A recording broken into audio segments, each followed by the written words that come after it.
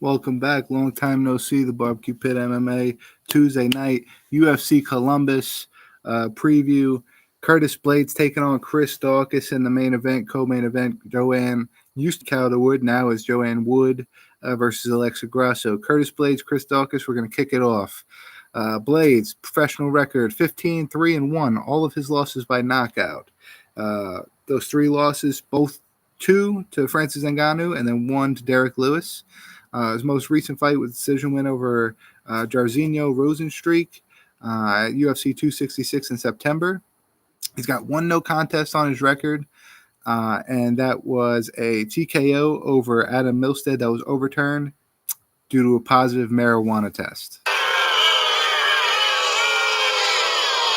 Yeah, bullshit. We hate to hear fucking suspensions and fights being reversed for marijuana tests, but unfortunately, that was where his no contest came from. He's got key UFC wins over Alexander Volkov, Junior Dos Santos, Alistair Overeem, Mark Hunt, Alexei Oleinik. He's got 10 wins by knockout, 5 by decision. He's a national junior college national champion in wrestling in 2012 for Harper College. He's a blue belt in jiu-jitsu, and he's coming into this fight with a slight height advantage and a 4-inch reach advantage over Chris Daukaus. Chris Daukaus, a black belt in jiu-jitsu, though. Better jiu-jitsu than Curtis Blaydes. 12-4 as a professional, 11 wins by knockout. 3 out of 4 of his losses are via knockout, and the other loss was a submission. So he's only had one fight in his professional career go to decision, and he won that fight. He's 3-1 in the UFC, lost his last fight via knockout to Derrick Lewis in December, which is one of the most, I'd say, crazy back and forth first rounds, definitely of 2021. I'd say possibly of the decade, but might be a little bit of a stretch there. Excuse me. He's got key UFC wins over Rodrigo Nascimento, Alexei Oleinik, and Shamil Abrakamov. 3 out of 4 of his UFC fights, he won performance of the night bonuses. And, of course, he didn't earn one for his knockout over Derrick Lewis. I think Lewis earned one, but Daukaus did not. So, either way, all 4 of his UFC fights, somebody earned a bonus, which means that he is exciting to watch. More than likely, this fight ends by knockout. I think if they stand, it's kind of even. I don't really know what's going to happen. I think minus 400 for Curtis Blaydes is way, way out of line if they stand and strike. Now, if Curtis Blaydes takes him down, I think I've always been one to think that down at top pressure wrestling always defeats dominant jiu-jitsu. It's controversial, you know. I mean, history has told one story and then the other story. So I don't think really one beats the other. But I think, you know, when you get to the highest level of wrestling and the highest level of jiu-jitsu, those wrestling guys just don't leave enough space for those jiu-jitsu guys to lock anything in, to get space to lock any kind of submission, any kind of reversal, anything like that in. And it's just the wrestler just gets them tired till they can beat them up on the ground. So I got Curtis Blaydes. I'm going to go Curtis Blaydes on that one. I think he's got more paths to victory, and I don't know what the plus 300 for Chris Daukaus is about, but I would say that maybe I don't have some kind of information going into this fight, and if that's the case, I'm just going to jump on board anyway because I think Curtis Blaydes is going to win. So Joanne Wood versus Alexa Grasso. Joanne Wood, 19-2 as a professional kickboxer, 15-7 as a professional mixed martial artist. Currently on a 2-fight losing streak right now, losing a split decision to Lauren Murphy, and then a submission loss to Talia Santos in her most recent fight. She's been in the UFC since 2015. 7-7 is her record in that time.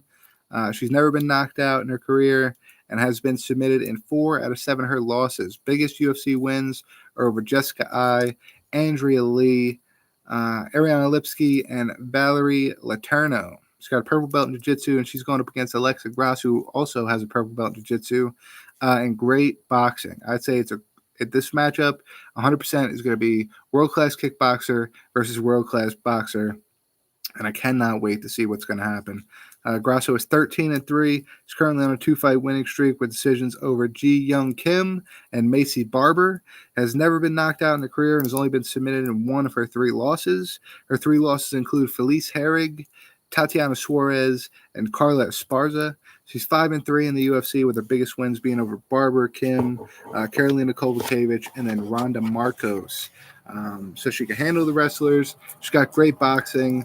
She's coming in a little bit of a favorite. I think that's because Joanne Wood is getting up in age, and I think that Alexa Grasso has got a really good gas tank and a really good chin. So even if Joanne Wood is able to land some strikes standing up, I think Alexa Grasso walks through them and is able to either get her a finish or point her way to a decision. Askar Askarov will be taking on Kai Kara France and possibly a title eliminator this weekend. Askarov is 14-0-1 as a pro, 3-0-1 in the UFC, fought to a split draw against Brandon Moreno in his UFC debut, and then won decisions over Tim Elliott, Alejandro Pantoja, and Joseph Benavidez, which was his most recent fight in March of last year. 11 out of 14 of his wins are via finish, 4 knockout wins, 7 by submission. He's the former ACB flyweight champion, and he's a master of sport in combat sambo. He'll be going up against blue belt in jiu-jitsu Kai Kara France. 23-9 is his professional record with 11 knockouts and 9 submission wins. He is 6-2 in the UFC, with his only losses being a decision loss to Brandon Moreno and a submission loss to Brandon Royval. He's on a 2-fight winning streak right now with knockout wins over Rodrigo Bontorian and Cody Garbrandt. And his other UFC wins include Julian Paiva, Mark De La Rosa, and Tyson Nam. I think this fight is extremely close. Again, they got the odds at minus 350 for Askar Askarov, which I think is just, with this type of a fight, top of the division, as close as these talents with these two guys are. I think that big of a discrepancy in the line is just insane. I'm going to go with the favorite here, Askar Askarov, but I don't think that it's that big of a difference. I think Kai Kara France is going to put up a really good fight. He's got good cardio, and if he can withstand the wrestling of Askarov, I think it's going to be a pretty even fight going up to the end. I think this is going to be one of the ones where people try to claim robbery, this and that. It's going to be probably a good bit of controversy, possibly a fight of the night, but I'm going to go Askar Askarov. Matt Brown, Brian Barberena, fight of the veterans, even money. Brown coming into this fight 23-18. Mello making a little guest appearance here. 21 finishes, 15 knockouts, 6 submission wins. 10 out of 18 of his losses are via submission, which he doesn't really have to worry about with Brian Barberena. Barberena being a blue belt in jiu-jitsu, but Barberena does have really good wrestling. So Brown is 5-7 since 2014, although he won his last fight via knockout against Diego Lima back in June 2021. He has been in the UFC since 2008. He's got UFC wins over Stephen Thompson early in his career, Tim Means early in his career, Diego Sanchez, Ben Saunders, Pete Sell, John Howard. Most of these guys coming really early in his UFC days. But I mean, that's anybody that could say they have a win over Stephen Thompson is in good company, I'd say. He's got a brown belt jiu-jitsu, so his jiu-jitsu is a little bit better than Barberena's. But Barberena is 16-8. 10 wins by knockout, has only been finished in 3 out of his 8 losses, and has only been submitted once out of those 3 finishes. He's 7-6 in the UFC since his debut in 2014. His most recent fight was a decision win over Darian Weeks in December. He also has UFC wins over Jake Ellenberger, Joe Ellenberger, Jake's brother, Sage Northcutt, and Warley Alves. His losses include Randy Brown, Vicente Luque, Leon Edwards, and Colby Covington. Those are 4 out of his 6 UFC losses. So, he's fought the top guys in welterweight. We talk about Colby Covington, Leon Edwards, both guys who either have or will be fighting for the welterweight title very shortly. Vicente Luque, Randy Brown, both up-and-coming, rising stars in the welterweight division. So Barberena's got nothing to look down upon his career. He's fought really well. He's a tough guy. He's a brawler. He goes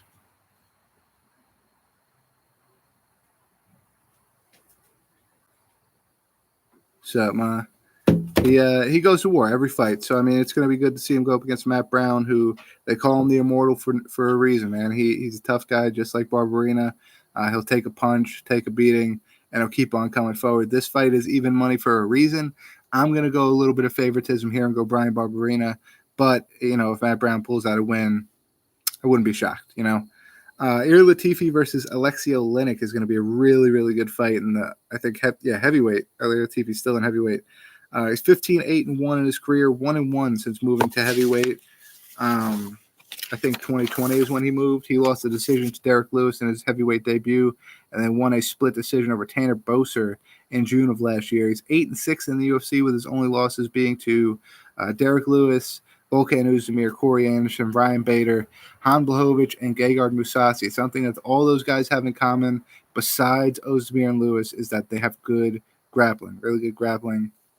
And Lewis and Ozdemir both tough guys to finish. Knockout power for Lewis. So we'll have to see how Latifi kind of approaches this fight. He's never been submitted in his career, and he's only been knocked out in 4 out of 8 of his losses. His UFC wins include Ovince St. Preux, Tyson Pedro Gonvallante, and Sean O'Connell, of course, adding to Tanner Boser as well at heavyweight. He's going up against Oleinik, who has a 4-inch height, 7-inch reach advantage against Ilir Latifi coming into this fight.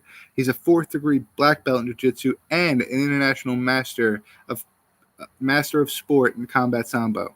He is 59, 16, and 1, which brings our total to 76 professional fights. 46 of those wins via submission, and 9 out of 16 of those losses via knockout. He's currently on a 3-fight losing streak right now with TKO losses to Derrick Lewis, Chris Daukaus, and then a decision loss to Sergey Spivak in his most recent fight. His most notable UFC wins are over Fabricio Verdum, Maurice Green, Mark Hunt, and Travis Brown. He's coming into this fight 44 years old. This is a tough one for me to pick. Let me just take a peek back at the odds really quick. Of course, Latifi the favorite. It's tough for me to pick for I'd say, one big reason. I think Latifi has definitely got the better striking, and coming off of 2 out of his 3 losses in this losing streak, Oleinik has been knocked out. But he's a master of sport in combat sambo, and he's a 4th-degree black belt in jiu-jitsu, meaning if this fight hits the ground, which Ilir Latifi is a dominant wrestler. That's normally what his go-to would be, was to take you down, make it a long, drawn-out fight, kind of like a Ryan Bader style of fighter. And, he's not going to do that with Alexei Oleinik. If he does, I think it plays directly into Alexei Oleinik's arms, and that'll help him secure his path to victory. But Latifi stands with him. That's another thing. He's going to have a 7-inch reach disadvantage going up against Oleinik. So if he stands with him, can he get on the inside?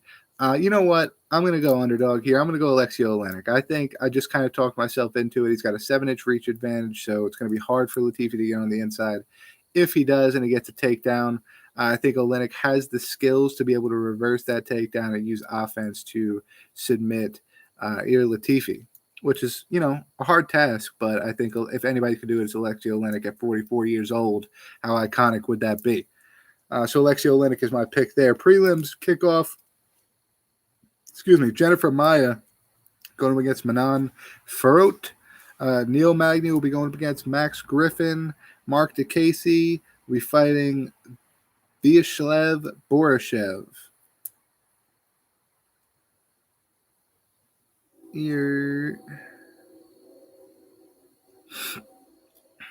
Sarah McMahon's going up against Carol Rosa. Chris Gutierrez will be fighting Dana Begrell. Matthias Nicolau going up against David Dvorak. Luis Saldana up against Bruno Souza. And then most recently, Aleshkab Kirzev just got a replacement fighter, and that will be Dennis Tulion, who Kirzev's coming in at minus 525. So short notice fights against guys that are that high in skill level. I don't think, I see, Kevin Holland, Thiago Santos wasn't a murder. Like, it wasn't, everybody thought Thiago Santos was going to run all over him. Contender series, jumping into the UFC. But generally those fights shouldn't happen. I don't really condone, fights like this one that we're going to see, because I think anything can happen. It's fight world. Anything can happen. But Kirshev probably going to dominate there. We'll be back next Tuesday, I believe. Let's see if we have a UFC. If not, we'll be doing something else. List of UFC. Let's see.